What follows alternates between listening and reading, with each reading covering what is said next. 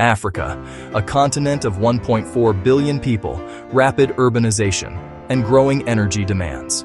But there's a revolution quietly gaining momentum on its roads. Electric vehicles are coming to Africa, and the implications are massive. But here's the question: is Africa ready? Today, we're diving deep into the data behind Africa's EV adoption, the challenges, the innovators, and what it means for the continent's future.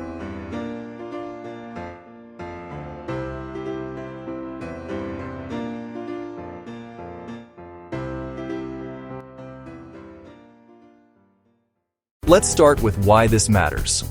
24 African countries show high potential impact from electric vehicle adoption.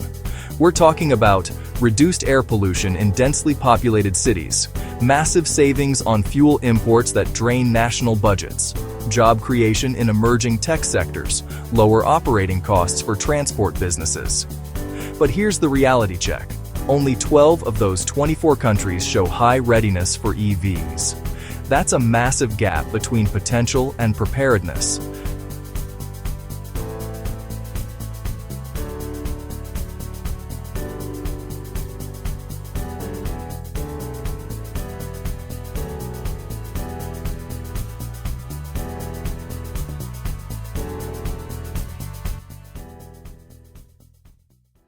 So what's holding Africa back?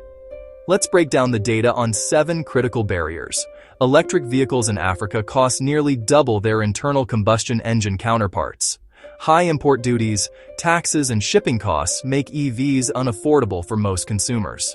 In a continent where the average vehicle ownership rate is below 100 vehicles per 1,000 people, compared to global averages around 300, price is everything. The infrastructure simply isn't there. Less than 17% of African countries have 10 or more public charging stations. South Africa, the continent's most developed EV market, has just over 300 public charging stations for the entire country. Rural areas? Virtually nothing. This creates massive range anxiety. Here's the catch-22. You can't charge electric vehicles without reliable electricity. Only 8 African countries currently meet high grid reliability standards.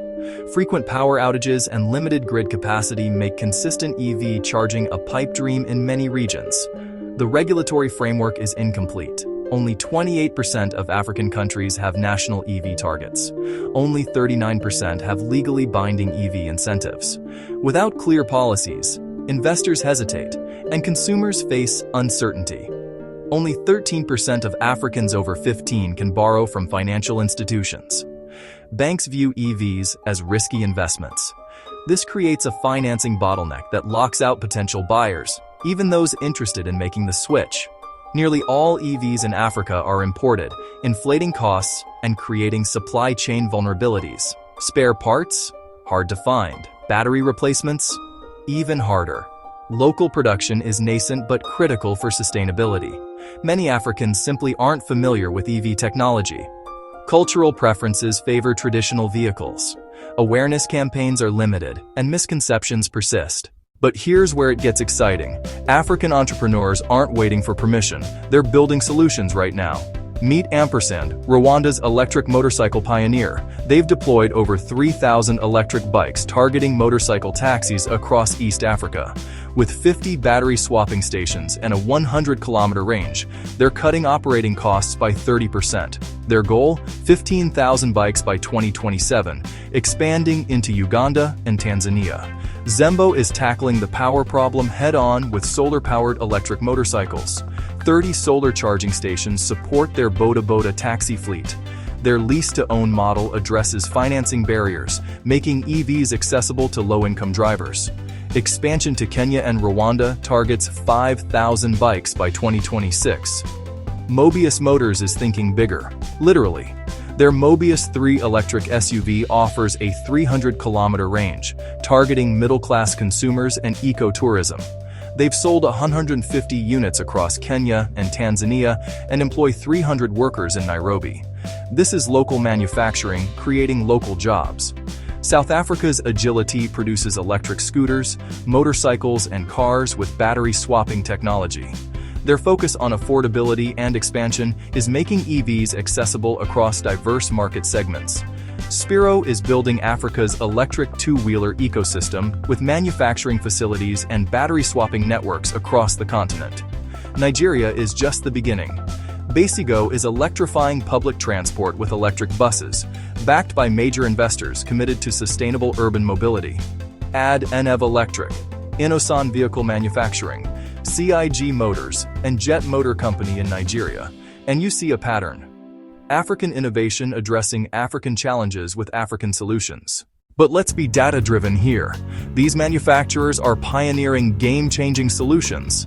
Battery swapping tackles infrastructure and grid reliability, pay-as-you-go and lease-to-own models address financing gaps, local assembly reduces import costs, solar charging bypasses unreliable grids. Yet market penetration remains low. The innovations are real, but they're not yet at scale. Why? Because manufacturing alone can't solve systemic issues. You still need comprehensive policy frameworks, widespread financing availability, massive infrastructure investment, consumer education at scale. The startups are doing their part, but governments, banks, and international partners must step up. African countries fall into 3 EV readiness categories. Emulators like South Africa and Morocco have stronger infrastructure but face scaling challenges. Innovators like Kenya, Rwanda, and Uganda are building startup ecosystems focused on 2- and 3-wheelers, but they're constrained by grid reliability and income levels. Stragglers, the majority of nations, lack basic readiness entirely. This diversity means there's no one-size-fits-all solution. What works in Kigali won't necessarily work in Lagos or Johannesburg. So, is Africa ready for electric vehicles? The honest answer, not yet. But is Africa moving toward EV readiness? Absolutely. The data shows us both the distance to travel and the paths being forged. African manufacturers aren't waiting for perfect conditions. They're creating solutions that address real barriers right now. The question isn't whether Africa will adopt EVs. It's how quickly the continent can bridge the gap between its enormous potential and current readiness. 24 countries with high potential impact, 12 with high readiness. That gap? That's where the opportunity lies. That's where innovation, investment, and policy must converge. Africa's EV revolution won't look like Europe's or China's. It will be uniquely African, built on battery swapping, solar charging, two-wheelers, and innovative financing. And that might just be the blueprint other emerging markets need. If you found this data-driven deep dive valuable, subscribe to Data Focus Official for more insights that go beyond the headlines. What's your take on Africa's EV future? Drop your thoughts in the comments. Until next time, stay focused.